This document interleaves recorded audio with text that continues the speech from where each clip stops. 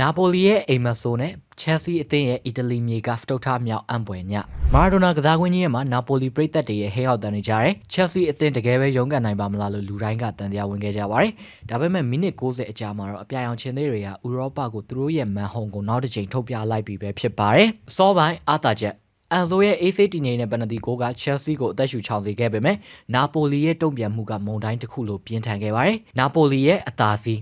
ဘာဂရာနဲ့ဝိုင်လန်တို့ရဲ့ဂိုးတွေကချယ်ဆီကိုကြောက်ထဲတွန်းပို့လိုက်တယ်လို့ပါပဲပထမပိုင်းအပီ 2-1 ဆိုတဲ့ရလဒ်ကချယ်ဆီအသင်းအတွက်မျှော်လင့်ချက်မှောက်မိုက်နေခဲ့ပါတယ် The Hero ဂျောင်ပက်ဒရိုဒုတိယပိုင်းမှာတော့ချယ်ဆီဟာအသင်းသစ်တစ်သင်းလိုပြောင်းလဲလာခဲ့ပါတယ်ဂျောင်ပက်ဒရိုရဲ့ဂိုး area အတွင်းထက်မြက်မှုနဲ့အဆုံးသက်သေးချမှုတွေကနာပိုလီခံစစ်ကိုအပိုင်းပိုင်းပြတ်စေခဲ့ပြီး 3-2 ဆိုတဲ့ရလဒ်နဲ့ဂုဏ်သိက္ခာရှိရှိအနိုင်ယူပေးခဲ့ပါတယ်ဒါဟာဘောလုံးပွဲတစ်ခုတည်းမဟုတ်ပါဘူးဒါဟာတေချင်းရှင်ချင်းအဆုံးဖြတ်တိုက်ပွဲတစ်ခုပါအီတလီမြေမှာနာပိုလီတို့အင်အားကြီးနေချိန်မှာလန်ဒန်ကချင်းသေးတွေဟာအစာရှာထွက်ခဲ့ပါတယ်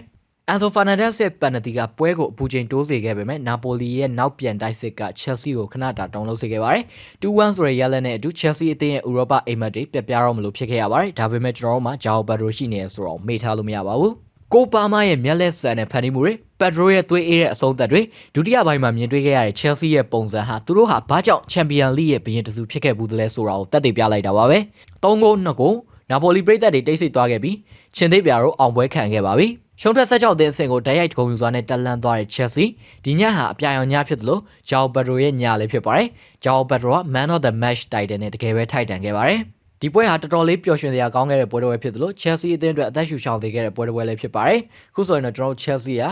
16သင်းရှုံးထွက်အဆင့်ကိုတိုက်ရိုက်တက်လန်းသွားပြီပဲဖြစ်ပါတယ်ခုလိုမျိုးဆုံးဖြတ်ကြည့်ရှုသွားပေးညီကိုအားလုံးကျေးဇူးတင်ပါတယ်စိတ်ပါဝင်စားလို့ဘောလုံးပွဲတွေကိုတနေရာထဲမှာအကောင့်ဖောက်ဆော့ကစားခြင်းနဲ့ဆိုတော့ကျွန်တော်စီမှာလာရောက်အကောင့်ဖွင့်ဆော့ကစားလို့ရပါတယ် Viber Telegram ဖုန်းနံပါတ်က3996898885ပဲဖြစ်ပါတယ်ခုလိုမျိုးဆုံးဖြတ်ကြည့်ရှုသွားပေးညီကိုအားလုံးကိုကျေးဇူးတင်ပါတယ်ခင်ဗျာ